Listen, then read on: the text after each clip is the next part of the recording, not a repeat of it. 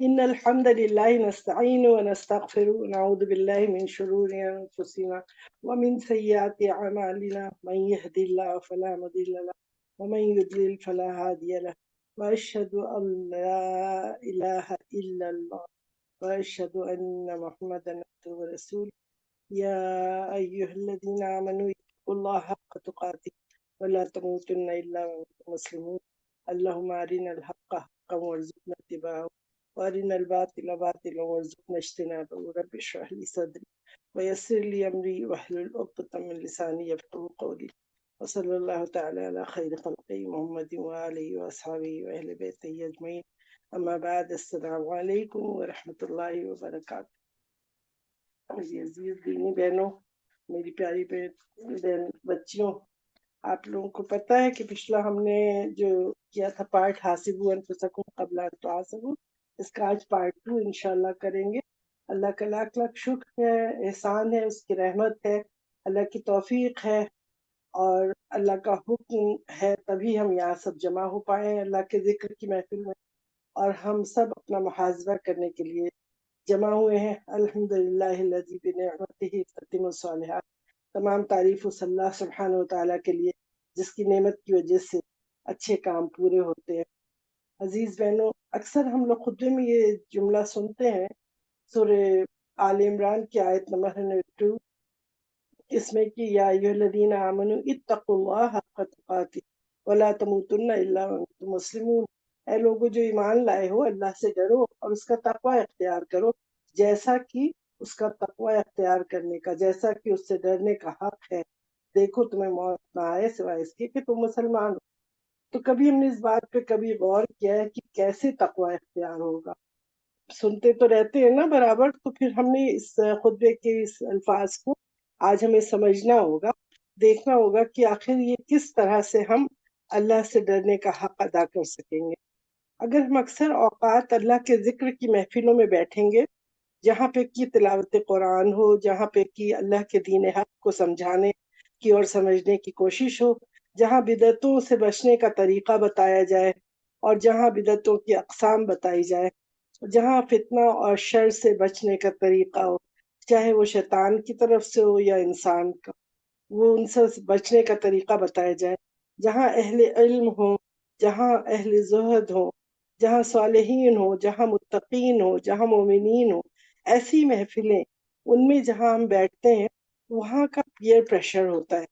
تو جیسے اردو میں بھی بولتے ہیں نا، خربوزے کو دیکھ کے خربوزہ رنگ پکڑتا ہے، تو بالکل اسی طریقے سے کہ نیک صالح لوگوں میں بیٹھیں گے تو پھر ہم لوگوں کے اوپر بھی نیکی خود بخود آئے گی اپنے اندر۔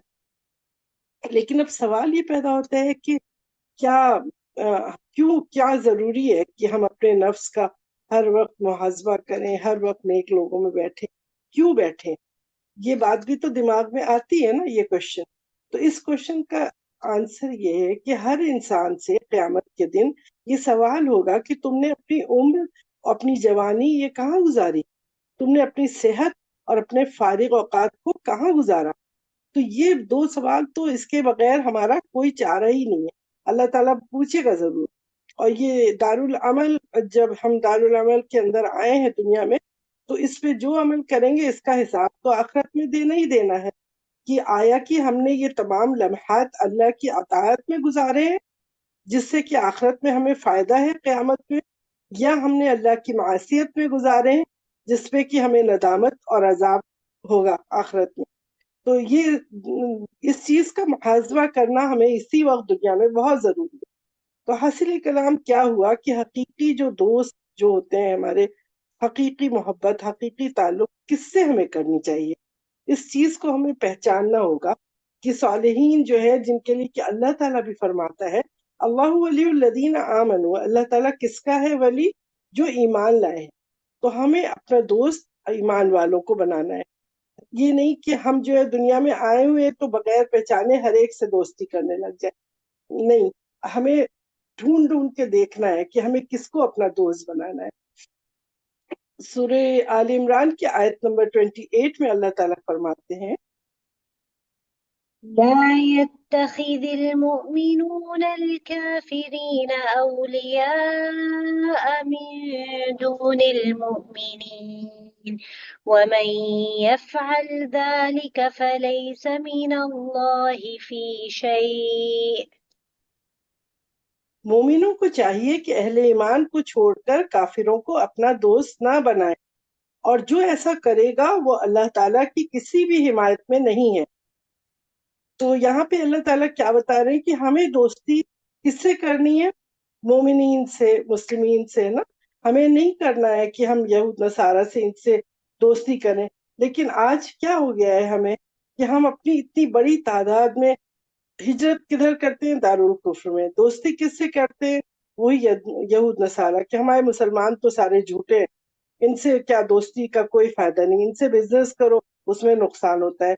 सिर्फ हमारे दिलों में मोहब्बत रह गई है तो उनकी बजाय अल्लाह ताला तो कहता है अल्लाह वलीउल्लज़ीन आमनू, अल्लाह तो मोमिन लोगों का, ईमान वालों का दोस्त है।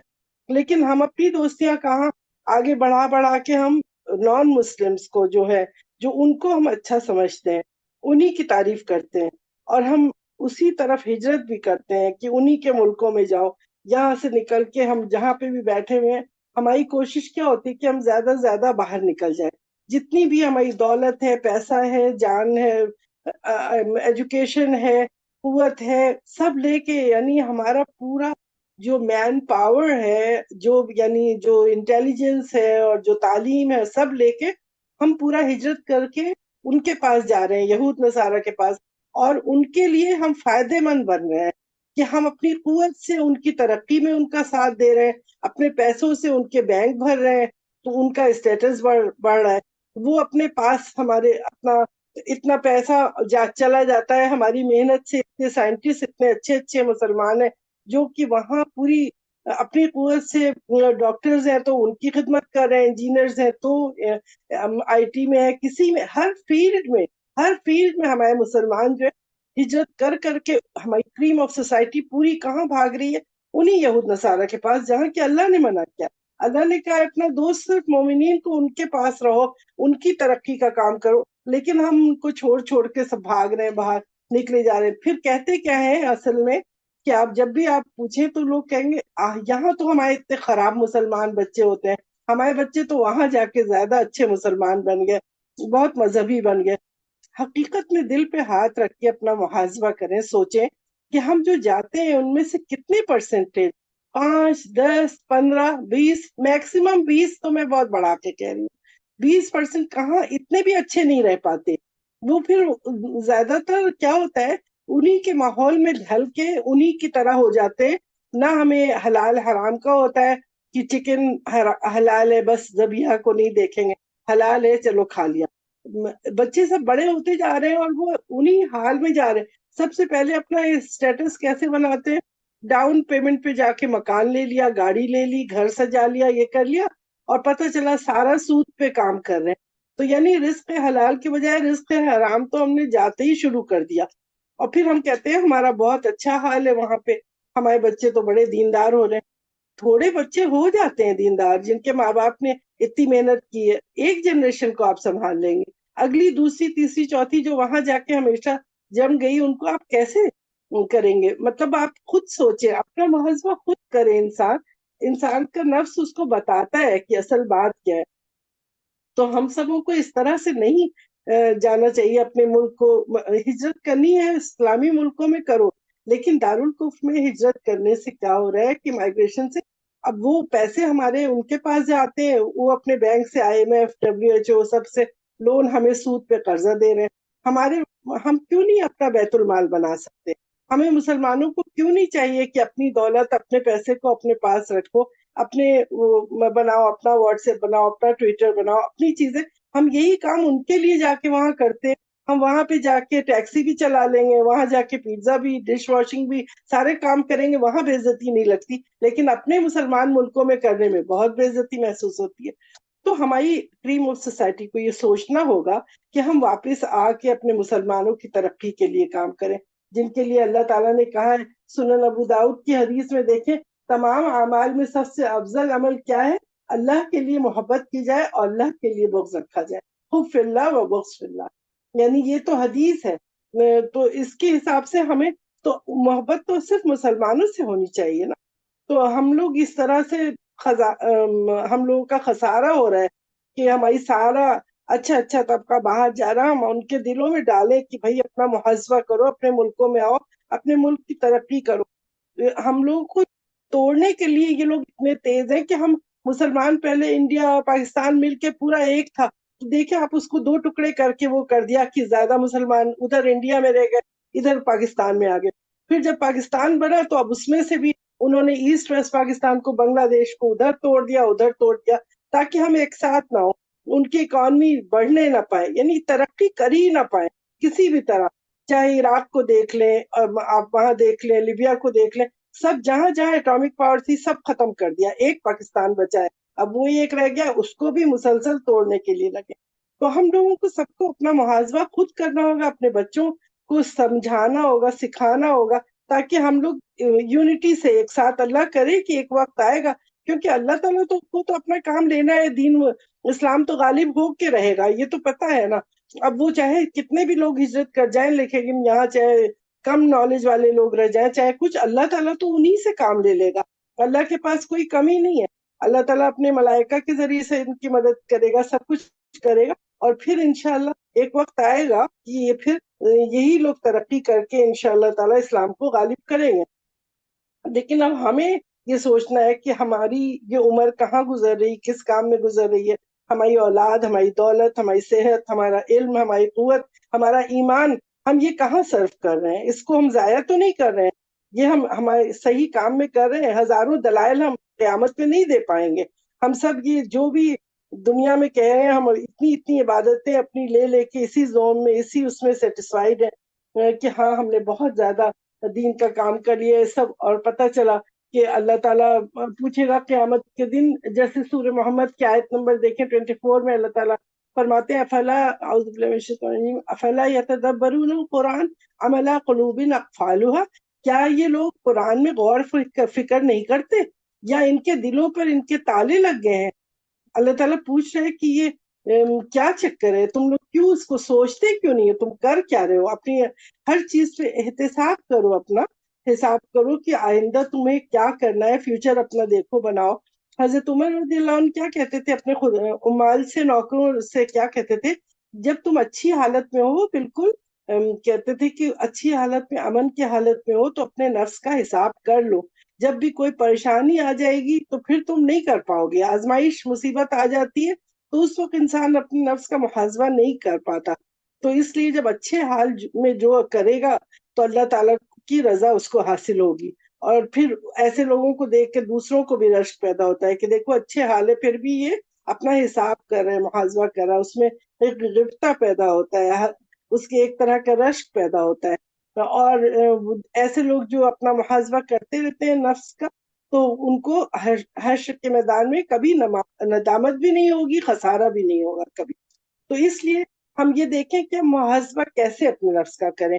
دو طریقہ ہوتا ہے، دو بلکہ دو وقت ہوتے ہیں، دو وقت ہوتے ہیں محاسبہ کرنے کے. ایک ہوتا ہے کسی کام کو کرنے کے پہلے، اور دوسرا ہوتا ہے کسی کام کو کرنے کے بعد. دو وقت پہ کیا جاتا ہے محاسبہ. جو پہلا محاسبہ ہے کام کو کرنے سے پہلے، اس وقت ہمیں ٹھہر کے سوچنا چاہیے کہ آیا کہ جو کام ہم نے ارادہ کیا ہے یہ اللہ کی رضا کے لیے ہم کر رہے ہیں یا ہمارے دین اسلام کے مخالفت میں کر رہے ہیں. تو اگر کوئی کام ہم واقعی اللہ کی رضا کے لیے کر رہے ہیں تو اس کام میں ہمیں دیر نہیں کرنی چاہیے، فوراً اس کام کو اس پہ عمل کر لینا چاہیے. کیونکہ ہم نے اگر کل کا سوچا نا تو ٹمارو نیور کم. اس کے علاوہ شیطان جو ہے نا وہ آپ کو بہکا کے چھوڑے گا. آپ نے مثال اس کی لے لیں کہ آپ نے سوچا شرعی پردہ کرنا ہے، اب آپ نے سوچا آج سے نہیں کرتے، چلو کل کریں گے، پھر کل وہ ہمارے دماغ میں ایسے وسوسے ڈال دے گا کہ ہم پتہ چلا اس کو بھول ہی جائیں گے، پھر ہم وہ کام چھوڑ دیں گے. اسی طرح بینک کا سود ہے، ہم نے آج ارادہ کر لیا کہ اب ہم نہیں لیں گے سود، بس ختم. اس کے بعد پھر ہمیں سوچتے ہیں اچھا ابھی چلو ایکسکیوز می اس مہینے کا لے لیتے ہیں، اگلے مہینے دیکھا جائے گا. وہ کر کے ہم نے آگے ٹالا نا تو کیا ہوا، پھر وہ ختم ہو جائے گا، وہ کام نہیں. تو اس لیے جب بھی ہم پہلے اس کا محاسبہ کریں تو اس وقت ہم فوراً اچھا کام ہے، اللہ کی رضا کے لیے کام ہے تو کر گزرے، پھر اس میں آپ ویٹ نہیں کریں کسی بھی کام کے لیے. अच्छा, दूसरा मुहासबा क्या होता है? काम करने के बाद। ये पहले वाला मुहासबा तो यही हुआ ना कि अगर अल्लाह की रजा का है तो आपको करना है उसी लम्हे। दूसरा मुहासबा होता है, उसमें कुछ स्टेप स्टेप होते हैं, उसको समझना होगा आपको कि किसी काम को करने के बाद जो मुहासबा होगा वो तीन तरह से होगा। वो किस तरीके से होगा कि पहला तो अल्लाह की ताअत में काम करने के बाद ये एहसास हो कि हम ये काम कर रहे हैं, इसमें कुछ कोताही है, हुकूक हमने पूरे सही तरह से अदा नहीं किए। मसलन कि उसमें जैसे नेक अमल हमने कोई क्या किया है, मान लीजिए कोई नेक अमल कर रहे हैं, पर्दा ही मान लीजिए कर लिया हमने, तो उसमें हमें ये इखलास की कमी ये थी कि हमने पर्दा तो किया अल्लाह के लिए, लेकिन साथ साथ में हमने ये भी सोचा कि लोग हमें देख के कहेंगे कितनी नेक औरत है, कितनी ये। तो दिल में हमारे दो चीज हो गई, दो नियतें हो गई, एक अल्लाह को राजी करना और एक दुनिया के सामने अच्छा बनना, दीनदार बनना। तो ये क्या हो जाएगा, ऐसा अमल होगा कि इसमें शैतान हमें कहेगा अरे छोड़ो, तुमने तो दिखावे के लिए किया था, तुम्हारी नियत कोई अल्लाह के लिए नहीं थी। तो हमें उस वक्त शैतान के बहकाने में नहीं आना है, बल्कि इसको भी नेक अमल में इखलास की कमी थी, उसके लिए आप तौबा इस्तगफार करें और उस काम पे डटे रहें, जम जाए, उस काम को कर लें। इखलास की कमी को की परवाह इस वक्त नहीं करें, इस वक्त आपको उसमें तौबा करना है उसके लिए और उस काम को करते रहना है। इसी तरह कोई अगर नमाज पढ़ रहा है और बड़ी उसकी ट्रेन चल रही थी जोर से, क्या कहते हैं एक्सप्रेस ट्रेन होती है, उसके बाद उस तरह चल रही थी, उसके बाद जब कोई आ गया तो वो मालगाड़ी चलाने लगे, वो लोड सामान वाली, कि सीधे आहिस्ता आहिस्ता रुकू सजदा सब, बहुत खूबसूरत सी नमाज पढ़ ली। तो ऐसी नमाज में भी शैतान क्या आपके दिल में डालता है, ये तो तुमने नमाज बेकार पढ़ी, ये तो तुम दूसरों को दिखा रहे थे। नियत तो सब यही थी, रिया कर रहा है ना इंसान, कि वो अल्लाह के लिए जो नमाज पढ़ रहा था तो उसमें तो धड़ाधड़ सिजदे मार रहा था, उसके बाद जब लोग आ गए तो उसके लिए उसने दिखा के अच्छी सी नमाज पढ़ी, तो उसमें भी शैतान आपके दिल में डालेगा वसवसा कि ऐसी नमाज से बेहतर है पढ़ो ही नहीं, छोड़ दो। तो वो उसकी नहीं सुने, उस वक्त भी आपको उस पर तौबा इस्तगफार करना होगा कि अरे मुझसे इतनी बड़ी गलती हो गई, अल्लाह ताला आइंदा ऐसा नहीं करूंगा या नहीं करूंगी, जो भी है, और फिर उसको आप पढ़ते रहें, कंटिन्यू करें अपनी उसको। इसी तरह कोई अगर अमल है आपका सुन्नत के मुताबिक है, मान लीजिए जैसे कि अकीका है, आपने अकीका करना होता है 7 दिन पे, कि 7 दिन मतलब सुन्नत से साबित है ना, 7 डेज, कुछ लोग 14 और 21 तक जाते हैं, लेकिन उसके बाद का वो नहीं कहलाता अकीका, फिर कहते हैं सदका हो गया जो भी। तो हमने उसको अकीका के टाइम पे अकीका नहीं किया, बल्कि सोचा चलो बाद में हम कोई मिलाद करेंगे, कवाली कर लेंगे या फिर बर्थडे मना लेंगे, उसी के साथ उठा के अपना, बेटा है तो 2 बकरे ज़बह हो जाएंगे, बेटी है तो एक, और उन्हीं का खाना कर लेंगे। तो आपकी नियत सुन्नत की नहीं हुई, यहाँ पे आपने क्या किया, 2 in 1 कर लिया कि उस पार्टी के अंदर भी आपने अपना खर्च करना है और इसमें भी करना है।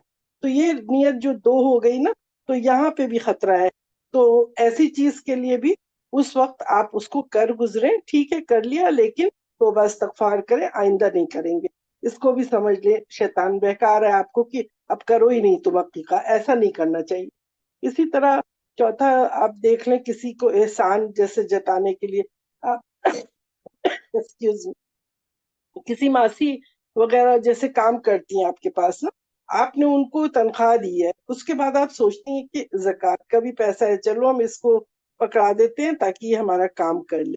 तो यहाँ पे भी ये नियत गलत हो जाएगी, 2 in 1, कि आपने सोचा कि उसकी तनख्वाह तो आप दे ही रहे हैं, लेकिन फिर आप जक़ात में से पैसा इस नियत से दे रहे हैं ताकि वो आपका काम कर दे। तो ये चीज भी गलत है।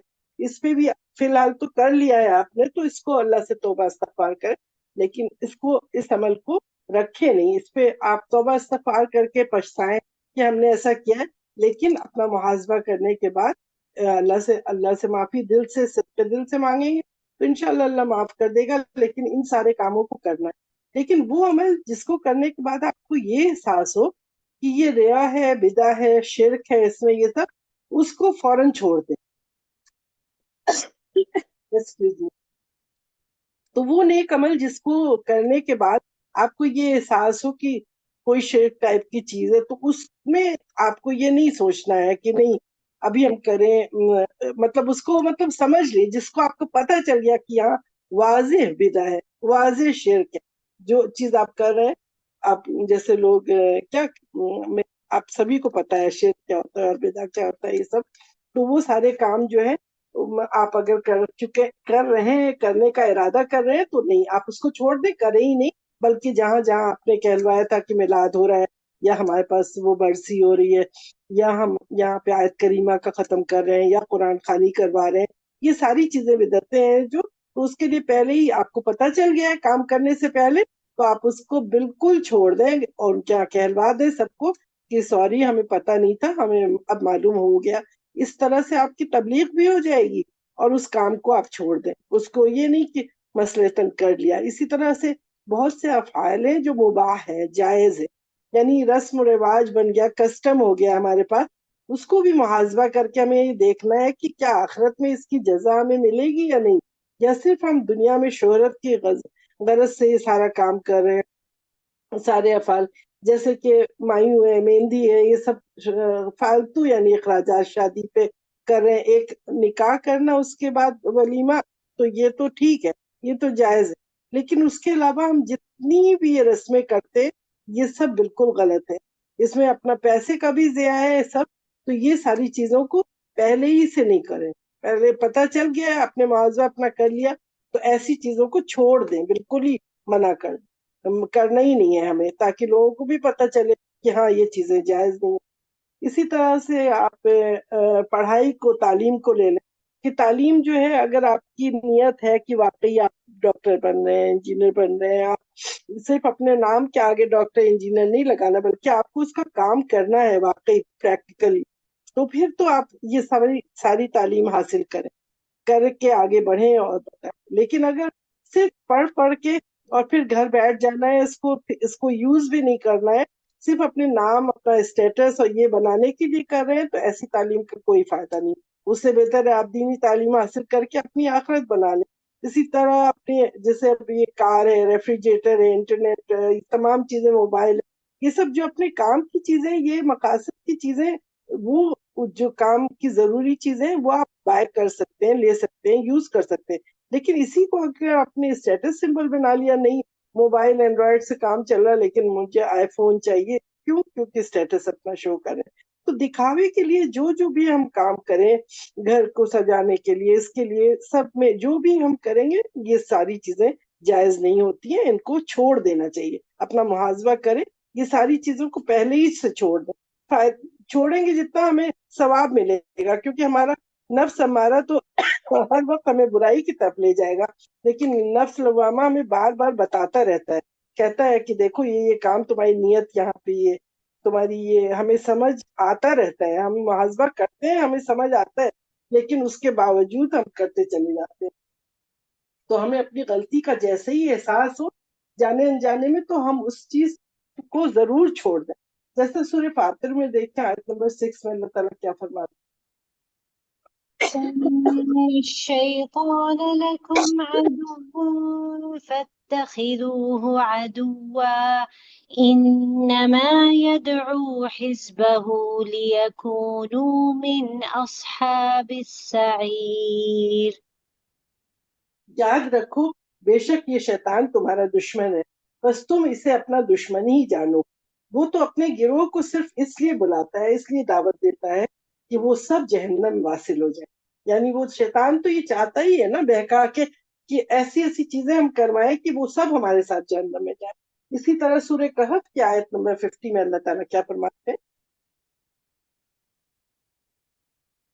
أفتتخذونه وذريته أولياء من دوني وهم لكم عدو بئس للظالمين بدلا. اللہ تعالیٰ فرماتے ہیں کہ کیا تم پھر بھی اسے، یعنی اس شیطان کو اور اس کی اولاد کو اپنا دوست بناؤ گے؟ تو نہیں، دوست بنا رہے ہو مجھے چھوڑ کر. اللہ تعالیٰ کہہ رہے ہیں کہ کیا تم اس شیطان اور اس کی اولاد کو اپنا دوست بنا رہے ہو مجھے چھوڑ کر، حالانکہ وہ تم سب کا دشمن ہے. ایسے ظالموں کا کیا ہی برا بدل ہے، کیا ہی برا بدل. یعنی کہ اللہ تعالیٰ بتا رہے ہیں ہر جگہ قرآن میں آپ کو بتا دیا گیا، اللہ تعالیٰ ہم سب کو بتا رہے کہ دیکھو یہ ریا تکبر، اس سے بچنے کے لیے شیطان تمہیں یہ غلط غلط نیتوں سے ہماری نیت کو صحیح کرنا، خالص کرنا، یہ ہم لوگ کا اپنا کام ہے کہ ہم محاسبہ کریں اور شیطان کو پہچانیں کہ شیطان کہاں کہاں ہمیں بہکا رہا ہے. تو اللہ تعالیٰ سے یہ دعا کریں کہ اللہ تعالیٰ ہم سے نیک اعمال کروائے جس سے اللہ تعالیٰ خود راضی. اور محاسبہ کرنے کا فائدہ یہ ہوتا ہے کہ جو شخص دنیا میں اپنا محاسبہ کر لے گا تو کل قیامت میں اس کا حساب آسان ہو جائے. اسی طرح دنیا میں قیامت میں اس کو اللہ تعالیٰ کا دیدار بھی نصیب ہوگا.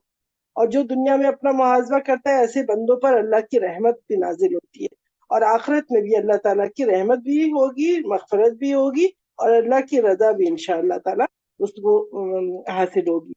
اور ایسے لوگوں کے لیے جو محاسبہ کرتے ہیں جوانی میں خاص کر، کہ جوان ہے، اللہ کی عبادت کر رہے ہیں اور اللہ تعالیٰ سے مطلب اپنا محاسبہ کر کے برے کام کو چھوڑ رہے ہیں اور یہ کر رہے ہیں، جوانی کی عبادت بہت اللہ کے یہاں اس کی قدر ہے.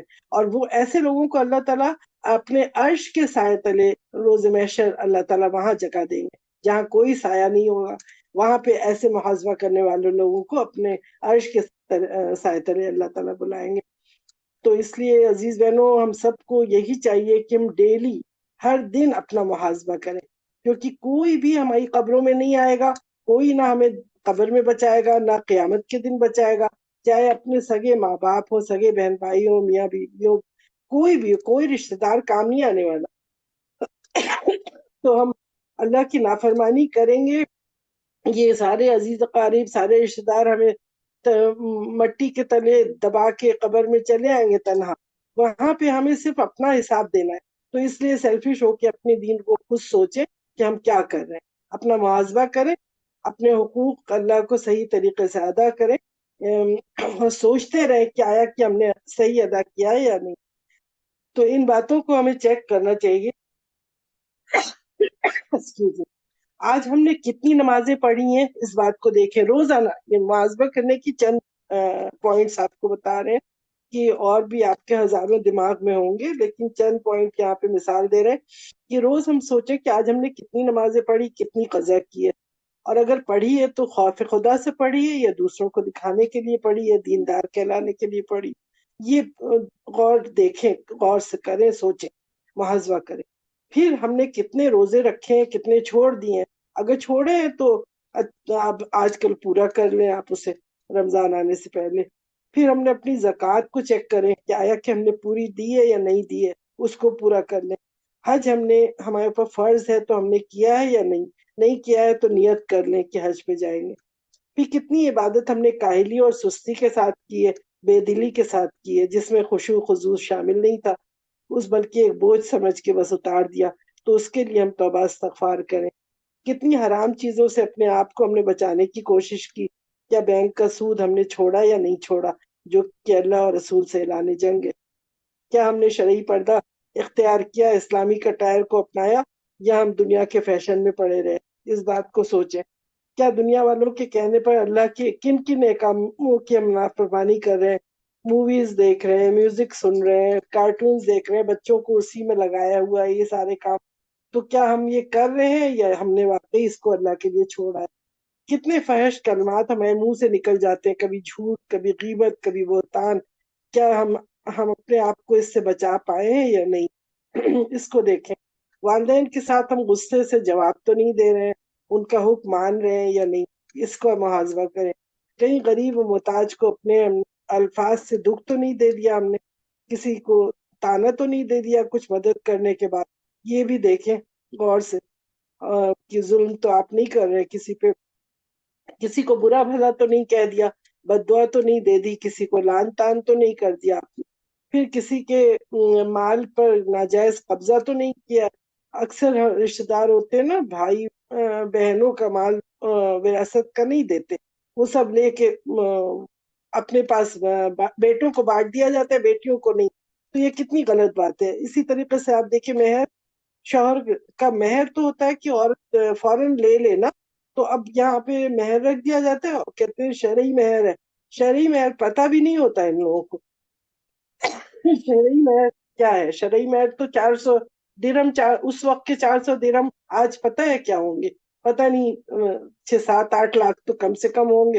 ورنہ 10-15 لاکھ بھی ہو سکتے ہیں، لیکن کون دیتا ہے؟ اور مولوی صاحب بڑے آرام سے کہتے ہیں شرعی مہر ہے 32 روپیہ، 52 روپیہ، 54 روپیہ، پتہ نہیں کیا کیا بولتے ہیں.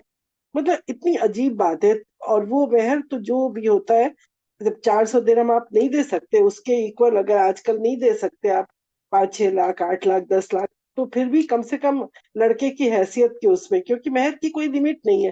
سونے کا پہاڑ جتنا بھی دے سکتے ہیں اور لوہے کی ایک انگوٹھی بھی دے سکتے ہیں، وہ تو رضامندی پہ ہوتا ہے دونوں کی. لیکن اگر آپ شرعی مہر کا نام لیتے ہیں تو کم سے کم شرعی مہر دے کے دکھائیں نا. اور نہیں دیا ہے تو لڑکیاں لیں اور لے کے اور اپنا خرچ کریں، اس پہ مردوں کا کوئی اختیار نہیں. لیکن ہم اس کو مارتے ہیں. دوسرے کا مطلب حق جو ہے اس لڑکی کا، عورت کا، جو اسلام نے تو بہت حق دیا ہوا ہے نا، تو اس کا وراثت میں بھی حق ہے، مہر کا بھی حق ہے. یہ چیز مطلب نہیں دیا ہے تو بھائی کو اور باپ کو، ان لوگوں کو چاہیے کہ بچیوں کو دے ان کا حصہ. پھر دیکھیں کہ کسی پر احسان تو نہیں جتایا ہے نیکی کرنے کے بعد ہم نے، وہ بھی غور سے دیکھیں. تو عزیز بہنوں، اس طرح ہزاروں افعال، ہزاروں اعمال ہیں جن کو ہم سوچیں گے تو پتہ نہیں کتنی لمبی لسٹ بن جائے گی. تو ان سب برائیوں سے ہمیں اپنے آپ کو بچانا ہے، کیونکہ بہت ایک امپورٹنٹ حدیث ہے، مسلم شریف کی ہے. اس کو اس کی طرف آپ سب کو متوجہ کرتی ہوں میں، کہ ابو ہریرہ رضی اللہ عنہ فرماتے ہیں کہ رسول اللہ صلی اللہ علیہ وسلم نے فرمایا، کیا تمہیں معلوم ہے کہ مفلس کون ہے؟ لوگوں نے کہا مفلس تو وہ شخص ہے کہ جس کے پاس نہ درہم ہے، نہ مال ہے، نہ متاع ہے، کچھ بھی نہیں ہے. تو ابو ہریرہ رضی اللہ عنہ نے فرمایا کہ نہیں. ان حضور صلی اللہ علیہ وسلم نے کہا نہیں، مفلس وہ نہیں ہے. اصل مفلس تو وہ ہوگا جو میری امت میں قیامت کے دن اللہ کے پاس آئے گا اور اتنا روزہ، نماز، عبادت اور زکوٰۃ اور سب کچھ دے کے بہت پہاڑ جیسے اس کا وزن ہوگا اس کے میزان پہ، یوم حشر میں آئے گا، نیکیاں لے لے کے بھر کے آئے گا. لیکن پھر اللہ تعالیٰ سب سے پوچھیں گے کہ اگر کسی کو اس نے گالی دی ہے تو وہ آ کے اس میں سے اس کی نیکی لے جائے. پھر لوگ کہیں گے ہاں ہاں مجھے گالی دی تھی، وہ آئیں گے ان سے ان کی نیکیوں میں سے لے جائیں گے. پھر پوچھیں گے کسی کا مال کھایا ہے تو وہ آ کے لے لے. پھر وہ بھی دوسرے لوگ آئیں گے، اس کا مال اٹھا کے لے جائیں گے، اس میں سے نیکی لے جائیں گے. پھر کسی کا خون بہایا ہوگا تو کہا ہوگا اس کو، کسی کو مارا ہوگا، کسی کو گالیاں دی ہوگی، کسی کی غیبت کی ہوگی. اس طرح کرتے کرتے کرتے اس کی ساری نیکیاں بڑھتی چلی جائیں گی. اور یہاں تک کہ پھر آخر میں اللہ تعالیٰ کہیں گے ابھی بھی وہ خالی ہو گیا ہے، تو دوسروں کی جو نیکیاں ہیں، جو جن پہ اس نے ظلم کیا ہوگا دنیا میں، ان کی نیکیاں آ کے اس کے ترازو میں آئیں گی، اور پھر وہ اس کی بدی کے اس میں بھرتی ڈالی جائیں گی، یہاں تک کہ اتنا وہ بھاری ہو جائے گا کہ اسے اٹھا کے جہنم میں ڈال دیا جائے گا. تو وہ شخص، وہ مفلس ہوگا انسان کہ جو اتنی نیکیاں لے کے گیا ہے اور آخر میں پتہ چلا اس کے برائی کا جو پڑ رہا تھا وہ بھاری ہو گیا اور اس کی وجہ سے وہ جہنم چلا گیا. یہ مسلم کی حدیث ہے، صحیح حدیث ہے. تو اللہم لا تجعلنا منہم، یا اللہ ہم سب کو ایسے اس میں نہ ڈال. ہمیں دنیائی میں اپنا محاسبہ کرنے کی توفیق عطا فرما دے، تاکہ ہم سب اپنا محاسبہ کر کے جہنم کی آگ سے بچ جائیں اور جنت کو حاصل کر سکیں. کیونکہ ایسی جنت جس کو نہ کسی آنکھ نے دیکھا، نہ کان نے سنا، نہ ذہن میں اس کا وہم و گمان بھی ہوا. تو اللہ تعالی ہم سب کو اس میں ڈالے، آمین یا رب العالمین. جیسا کہ سورہ آل عمران میں اللہ تعالیٰ آیت نمبر 30 میں کیا فرماتے ہیں؟ يوم تجد كل نفس ما عملت من خير محضرا وما عملت من سوء تود لو أن بينها وبينه أمدا بعيدا ويحذركم الله نفسه والله رؤوف بالعباد. جس دن ہر نفس، ہر شخص اپنی کی ہوئی نیکیوں کو اور اپنی کی ہوئی برائیوں کو موجود پا لے گا، آرزو کرے گا کہ کاش اس کے اور برائیوں کے درمیان بہت دوری ہوتی. اللہ تعالیٰ تمہیں اپنی ذات سے ڈرا رہا ہے. اللہ تعالیٰ اپنے بندوں پر بہت ہی مہربان ہے. تو اللہ تعالیٰ 70 ماؤں سے بھی زیادہ چاہتا ہے. تو اللہ تعالیٰ نہیں چاہتا کہ ہم سب جہنم میں جائیں. اللہ تعالیٰ اپنی ذات سے دنیا ہی میں ہمیں ڈرا رہا ہے قرآن کے اندر، کہ پڑھیں یہ آیتیں اور ڈریں کہ وہ اللہ بعد میں جب انصاف کرے گا تو کیا ہوگا. تو اس سے ہم ابھی سے اپنے اپنے حالات کو اپنے اس کو ٹھیک کر دیں کہ جو جو ہم نے غلطیاں کی ہیں اسے، اسی لیے حضرت عمر رضی اللہ عنہ کا قول جو ہے کہ حاسبوا انفسکم قبل ان تحاسبوا، کہ دنیا ہی میں ہم اپنا حساب کر لیں، کہ ہم سب کو دماغ میں اس چیز کو اچھی طرح بٹھا لینا چاہیے ہر دن، بلکہ ہر لمحہ اپنا اپنا محاسبہ کرتے رہنا چاہیے۔ ایسا نہ ہو کہ ہم سب غفلت میں پڑے رہیں اچانک اسی طرح، اور اچانک بغیر توبہ کے بغیر استغفار کے کوئی موت کا فرشتہ آ جائے اور ہم اللہ سے اپنے گناہ بھی معاف نہ کروا پائے اور روح ہماری قبض ہو جائے، اور پھر ایسے حالت میں ہم بغیر عبادت اس طرح کیے ہوئے اخلاص والی اور بغیر تقوی کی عبادت کی ہوئی اللہ کے پاس پہنچ گئے، تو اس وقت کیا ہوگا؟ پھر ہم کیا حساب دیں گے اللہ کو؟ اللہم لا تجعلنا منہم، جیسا کہ سورہ حشر کی آیت نمبر 18 میں اللہ تعالیٰ فرماتے ہیں يا أيها الذين آمنوا اتقوا الله ولتنظر نفس ما قدمت لغد واتقوا الله إن الله خبير بما تعملون۔ اللہ تعالیٰ فرماتے ہیں اے لوگو جو ایمان لائے ہو، اللہ سے ڈرو اور ہر شخص یہ دیکھے کہ اس نے کل کے لیے یعنی قیامت کے لیے اس نے آگے کیا بھیجا ہے، اور اللہ سے ڈرو، یقیناً اللہ اس سے پوری طرح باخبر ہے جو بھی تمہیں اس دنیا میں کر رہے ہیں۔ یعنی ہماری عبادت اخلاص کے ساتھ ہے یا دکھاوے والی ہے، یہاں ما قدمت لغدن یعنی کل کے لیے، کل مطلب وہی آخرت میں، اس کے لیے کہا ہے کہ مسلم ہو یا منافق ہو کوئی بھی، دونوں کو وارنٹ کیا اللہ تعالیٰ نے کہ اپنے نفس کا محاسبہ آج ہی کر لو، کل کے لیے تم آخرت میں اپنے موت سے پہلے دیکھ لو کہ تم کیا بھیج رہے ہو، وہی پاؤ گے تم وہاں قیامت میں۔ تو آج ہم سب کو اپنی عبادت پہ اتنا مطمئن نہیں ہونا چاہیے کہ ہم کیا کر رہے ہیں، اپنا محاسبہ کریں کہ دیکھیں، کیونکہ ہمارے خلفائے راشدین کو آپ دیکھ لیں، وہ اتنی نیکیاں جو کہ اللہ سے راضی تھے اور اللہ ان سے راضی تھا، وہ کتنا ڈرتے تھے، وہ صحابہ جو رضی اللہ اجمعین تھے، صالحین تھے، وہ لوگ کیسے کتنا تقویٰ تھا ان کا، کہ حضرت ابوبکر صدیق رضی اللہ عنہ کی مثال دیکھیں کہ وہ اپنی زبان کو پکڑ کے کھینچا کرتے تھے، وہ کہتے تھے کل اس کی وجہ سے قیامت میں میری کتنی پکڑ ہوگی، اور یہ کہہ کے وہ رویا کرتے تھے۔ اسی طرح حضرت عمر رضی اللہ عنہ جب سورہ طور کی آیت آتی تھی ان عذاب ربک لواقع، بے شک آپ کے رب کا عذاب جو ہے واقع ہو کے رہے گا، یہ تو اس آیت پہ آتے ہی وہ اتنا روتے تھے، اتنا روتے تھے کہ ان کو روتے روتے ان کے چہرے پہ 2 کالی دھاریاں پڑ گئی تھی، انہیں خطین اسودین کے نام سے مشہور تھے کہ 2 سیاہ لائنیں پڑ گئی تھی، اس قدر رویا کرتے تھے۔ پھر اسی طرح حضرت عثمان بن عفان، ان کو دیکھیں، وہ اپنا محاسبہ جب قبرستان پہ جایا کرتے تھے، قبرستان پہ جانا چاہیے اسی لیے کہ وہاں پہ دیکھ کے انسان سوچے کہ کتنا مجبور وہاں پڑا ہوتا ہے، تو وہ قبروں پہ جا کے اتنا رویا کرتے تھے کہ ان کی داڑھی جو ہے آنسو سے بھر جاتی تھی، وہ انسان کی بے بسی کو اتنا محسوس کرتے تھے وہاں پہ، اور ہم لوگ کچھ بھی نہیں کرتے اپنا محاسبہ۔ حضرت علی رضی اللہ عنہ کا اپنا محاسبے کے خوف سے ہر وقت روتے رہتے تھے، وہ کہتے تھے مجھے اپنے نفس کی اتباع سے بہت ڈر لگتا ہے، وہ سوچتے تھے کہ میں اپنا کام جو کر رہا ہوں مجھے لگتا ہے کہ نفس کے کنٹرول میں ہوں میں۔ تو آج ہم لوگ اپنی زبانوں کو دیکھیں، ہماری زبانیں اپنی کنٹرول ہی میں نہیں ہیں، جو کچھ منہ میں آیا بول دیا، ہم کوئی محاسبہ نہیں کرتے، ہم اپنے نفس کے تابع ہیں، ہم اپنی خواہشات کے غلام ہیں، ہمیں اپنے حال کا محاسبہ کرنے یا غلطی پہ نادم ہونے کا کوئی وقت ہی نہیں ملتا، کبھی خیال بھی نہیں آتا کہ دوسروں سے اور اللہ سے ہم معافی مانگے، شرمندہ ہوں، ہم ریا تکبر سے اپنے آپ کو بچائیں، اپنے کہیں نیک اعمال جو ہے ہمارے ضائع نہ ہو جائیں، اس کا خیال ہی نہیں آتا، بلکہ ہم دوسروں کو اٹھا کے ٹکا سا جواب دے دیتے ہیں، پھر بڑا خوش ہوتے ہیں کہ واہ میں کیا جواب میں نے اس کو دیا۔ کوئی بولتا ہے تو ہم سے کہاں برداشت ہوتا ہے، منہ سے فوراً اس کو ٹکا سا ایک جواب ضرور سنا دیتے ہیں، چاہے اس کا دل دکھے یا نہیں دکھے۔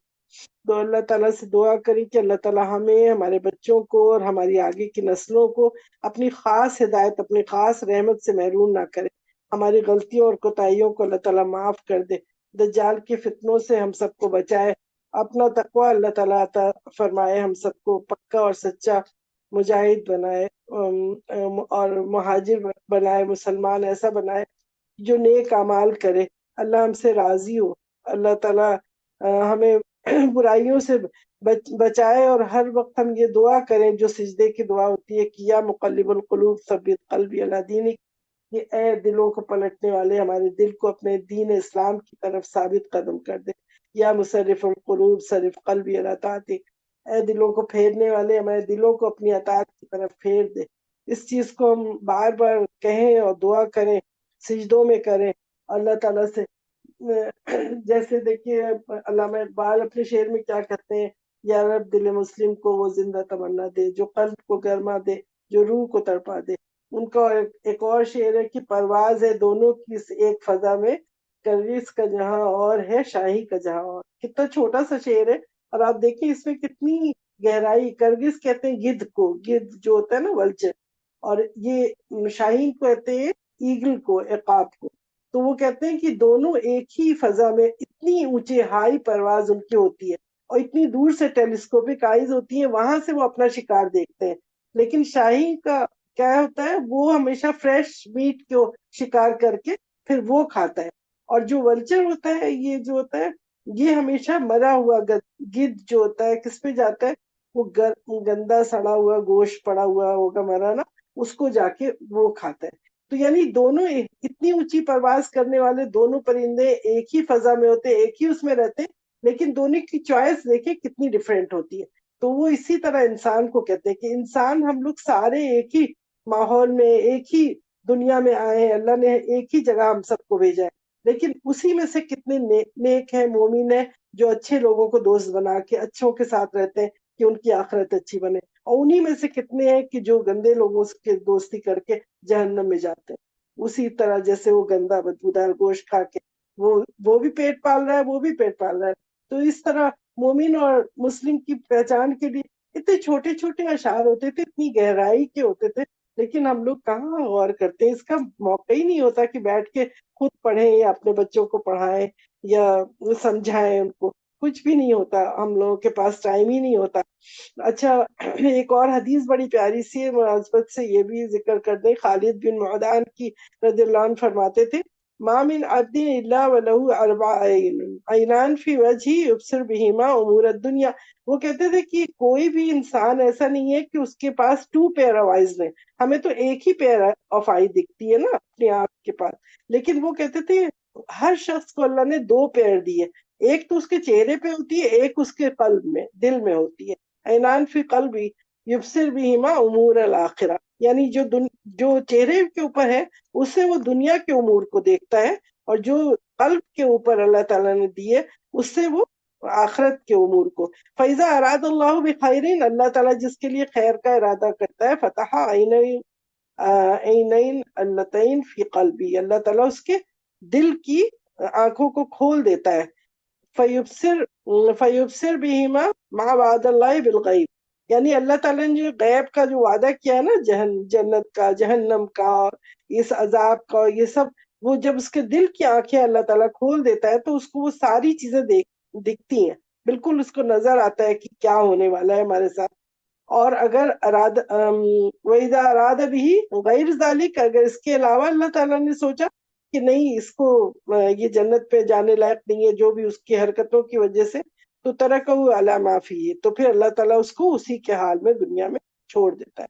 تو اللہ تعالیٰ سے دعا کریں کہ اللہ تعالیٰ ہماری دلوں کی آنکھیں جو ہے اس کو اللہ تعالیٰ کھول دے، تاکہ ہم جو ہے ہر چیز پہ یقین کریں، غیب پر جو بھی وعدہ اللہ نے کیا ہے اس پہ ہم یقین کریں، اسی طرح اپنی دنیا کو چلائیں۔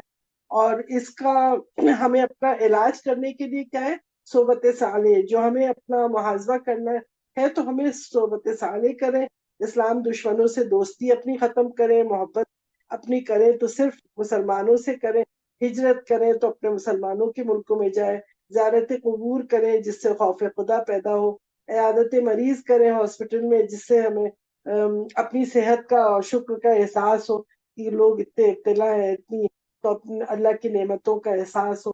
پھر وعظ و مجالس کی ذکر میں کی محفلوں میں جائیں تاکہ ہمیں نصیحت حاصل ہو نیک کام کرنے کی، قیام لیل کریں، قرأت قرآن کریں تاکہ حقیقی علم حاصل ہو، دنیاوی بدعتیں نہیں بلکہ صحیح علم حاصل ہو۔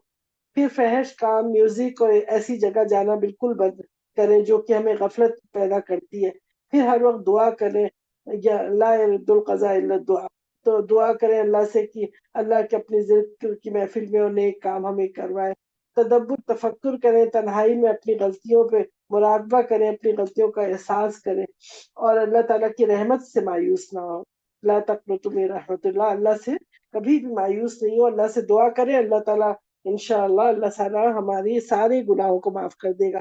تو ان سب کو اسی لیے کہا حاسبوا انفسکم قبل ان تحاسبوا، یہ تمام کرنے کی وجہ سے اپنا محاسبہ کرنے سے کیا ہوگا کہ ہم سب اپنے عیوب ڈھونڈنے میں مشغول ہو جائیں گے، تو ہمارے پاس دوسروں کے عیب ڈھونڈنے کا ٹائم ہی نہیں ہوگا، نہ ہمیں دوسروں کا تبصرہ کرنے کا ٹائم ہوگا، نہ غیبت کرنے کا وقت ملے گا، کیونکہ ہم اپنے ہی عیب پہ اگر نظر ڈالتے جائیں گے تو پھر ہمیں دوسروں کا دیکھنے کی ٹائم ہی نہیں ملے گا. محاسبے کی وجہ سے ہم توبہ استغفار کرتے رہیں گے انشاءاللہ، اور معاذبے کی وجہ سے ہم اپنے گناہوں سے اللہ سے معافی مانگتے رہیں گے، ہمارے انکساری پیدا ہوگی، تواضع پیدا ہوگا، غرور تکبر ختم ہو جائے گا ہمارے اندر سے، ہمارے اخلاق اچھا ہوگا، ہماری اولاد نیک اور صالح ہوگی اور ہم ماڈل بنیں گے، نیک ماڈل دوسروں کے لیے. اس لیے میری عزیز بہنوں، ہم سب کو دعا کرنا ہے، اپنا محاسبہ کرنا ہے کہ اللہ تعالیٰ سے دعا کریں کہ اللہ تعالیٰ میں توفیق دے قبل اس کے کہ ہماری موت آ جائے اور ہم اپنا حساب نہ کر پائیں. اللہ تعالیٰ ہمیں ابھی توفیق دے کہ ہم محاسبہ کرتے رہیں. آج تمام خیر کی باتیں اللہ سبحانہ و تعالیٰ کی طرف سے اور شر میرے نفس اور شیطان مردود کی طرف سے. ربنا لا تزغ قلوبنا بعد إذ هديتنا وهب لنا من لدنك رحمة إنك أنت الوهاب. ربنا اغفر لنا ولإخواننا الذين سبقونا بالإيمان ولا تجعل في قلوبنا غلا للذين آمنوا ربنا إنك رؤوف رحيم. ربنا ظلمنا أنفسنا وإن لم تغفر لنا وترحمنا لنكونن من الخاسرين. ربنا آتنا في الدنيا حسنة وفي الآخرة حسنة وقنا عذاب النار. سبحانك اللهم وبحمدك أشهد أن لا إله إلا أنت أستغفرك وأتوب إليك. وصلى الله تعالى على خير خلقه محمد وآله وأصحابه وأهل بيته أجمعين وآخر دعوانا أن الحمد لله رب العالمين. تقبل الله منا ومنكم هذه المجلس الذكر آمين يا رب العالمين.